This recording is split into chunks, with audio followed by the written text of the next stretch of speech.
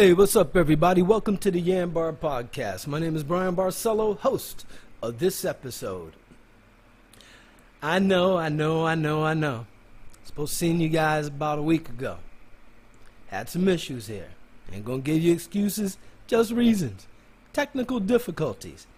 And, to be completely honest with you guys, as I always do, this video is kind of by accident. What I was doing, one moment, got this fan on.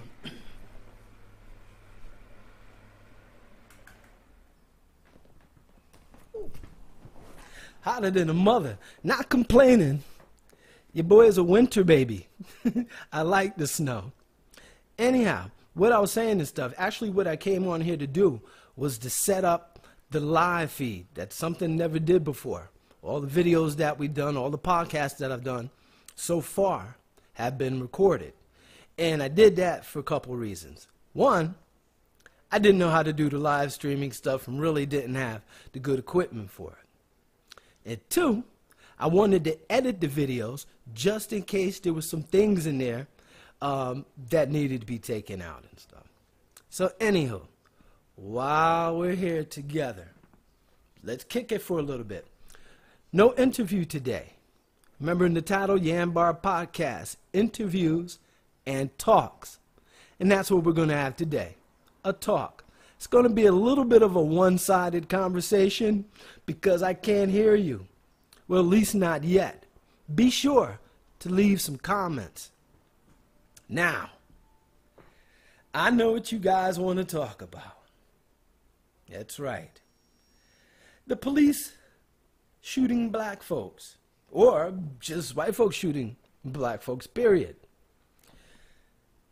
Before I end this discussion, I'd also like to talk about black folks shooting black folks. Because there's a lot of blame to go around here. But first things first, this does not excuse the actions by Minnesota Police Department or the Minnesota Police. What they did was really, you guys put any kind of descriptive term you want to it. Me, I'm thinking that something begins with an F. But this is really effed up. What they did is inexcusable. And how anybody can look at that video and think otherwise. Anyway. I asked people in one of my posts on Facebook, be sure to follow, send a friend request. But I may not accept the friend request, and I'll tell you why. I get a lot of friend requests from people, and over the years, these people turn out to be some kind of scam artist folks that would go through Facebook and mess with the people that I know. I don't like that. So what I did, as I said, you know what, for the time being, I'm going to stop accepting face requests. So I don't want you to think, want you guys feeling some kind of way. It's not personal. I'm just trying to protect the friends that I have, the ones that I know are good. And another thing too, it ain't all on me. A lot of you guys don't keep the same damn phone. You keep changing your phones. And then you expect me to keep updating my stuff. Not going through that. Keep the same damn phone, keep the same damn number, and then you don't have to keep sending face requests. All right? All right. Let's get back to what I was doing. I was trying to do this live streaming thing. And it's something that we haven't done on this podcast before. Like I was saying, it's because I didn't have the technology for it and I didn't have the knowledge for it. So now we have the technology and now I'm trying to acquire the knowledge. Didn't work out good for me. For the life of me. Could not find the live feed button. But don't worry, if it exists, I will find it, and if I don't, I'll find another way to do it. But let's get back to talking about this post that I put up on my Facebook page. All right? Now, in it, I basically was making a statement and asking a question to people. Why are we in such a rush to get back to normal when normal wasn't good? All right? And I know you guys saying, speak for yourself, Bri. Things is going beautifully for me. That's wonderful. Happy for you. But guess what? For most of the people on this damn planet, pre-corona sucked. Yeah, that's right. You guys forget about Skid Row in Los Angeles? Well, that was going on before corona. There was still people homeless. There was still people starving. There was still people sick. There was people who couldn't afford their medicine. There was people who couldn't pay bills. There was people who didn't know where their next meal was coming from. Some people could, oh my God, they was on the streets and everything. Things was terrible before corona. It wasn't great. Terrible for many people. So I ask folks, the hell are you rushing to get back to? Gridlock in traffic? People giving you the middle finger? You know, road rage they call it? That's what you ready to get back to? Asshole boss? Co-workers you may not like? A job you freaking hate? I heard all you guys. I saw you on Facebook, all of the posts you put up there. How much you didn't like the job. I read statistics. Matter of fact, one statistic, hold on you guys. Let me see if I could do this without messing stuff up. I'm trying to get familiar with all this technology. One moment. Ah, that kind of worked.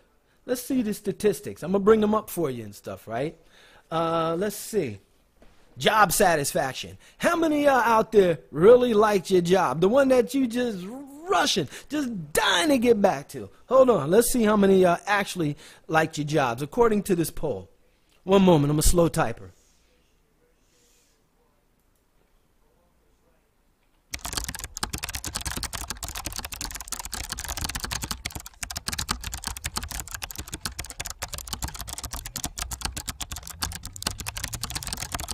I know you're not supposed to have dead air, but I was hoping you guys could hear the typing. Anyway, I just typed in how many people hate their jobs. Oh my goodness, look at this first headline. I mean the first thing that came up in search. Here, I'm going to magnify this somehow and slide it over here so you guys watching can see. Now, let's see, can I do this right? Okay, here we go. There it is. For you guys viewing. See, can I do this right? All right, bear with me. Okay, so for you guys that are viewing and for you guys that are just checking out on audio, look what we got up here. The very first thing I saw, matter of fact, let me go back so you can see what I selected. See, right here, the very first thing that came up in the search. Why 85% of people hate their jobs? All right, now you can go on and look this stuff up for yourself. I already have. So now, I ask you, if 85% of people hate their jobs, why the hell is everybody in such a rush to get back to it? I don't understand that. See, that's what I was saying to you. Normal wasn't all that great. So what the hell everybody trying to get back to normal for? Now, here's another thing that was going on when everybody says stuff was normal. This normal that everybody want to get back to. Police violence. Police shooting black folks. That was going on. Did you forget about my man who got choked and stuff because he was selling Lucy's?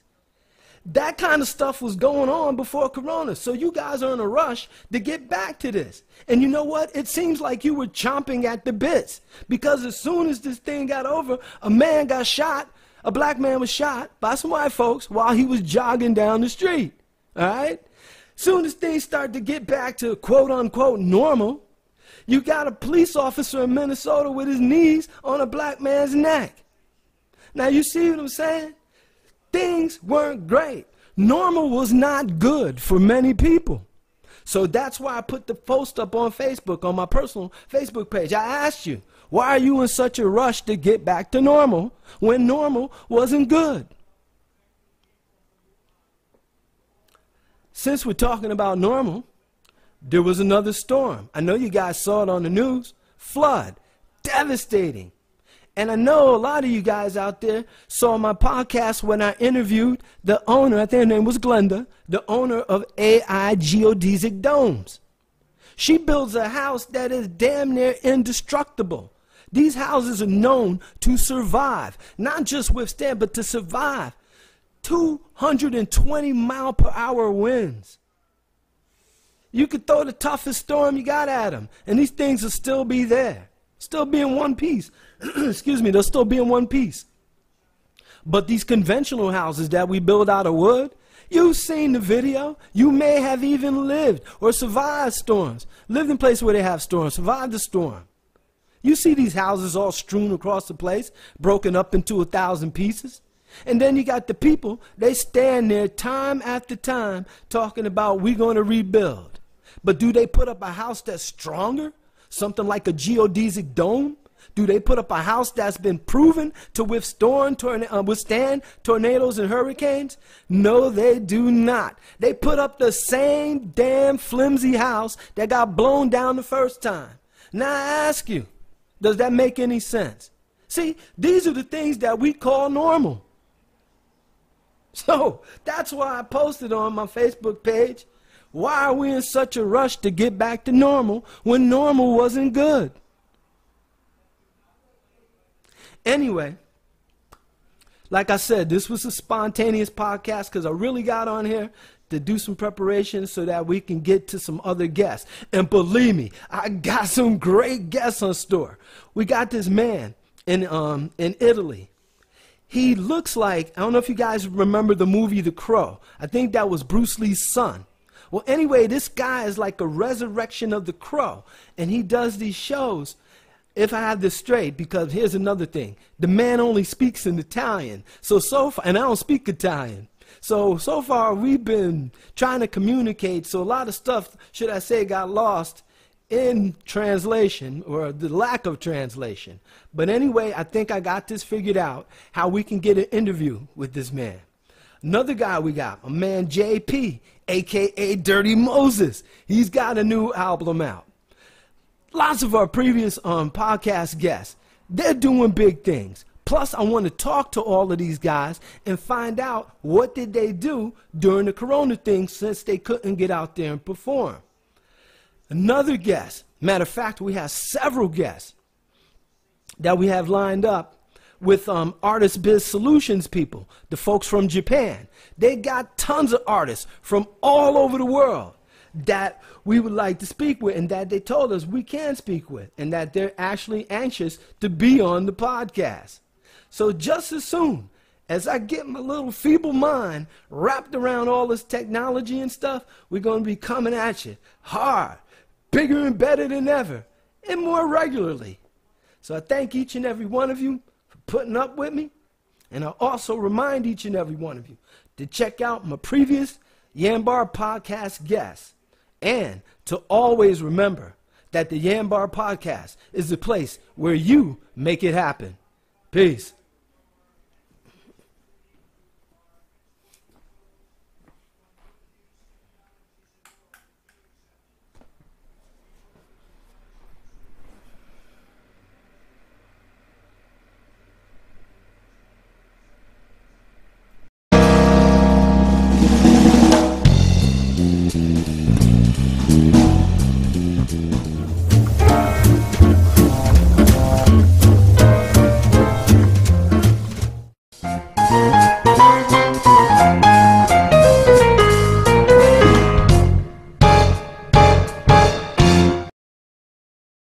Born and raised in the underground.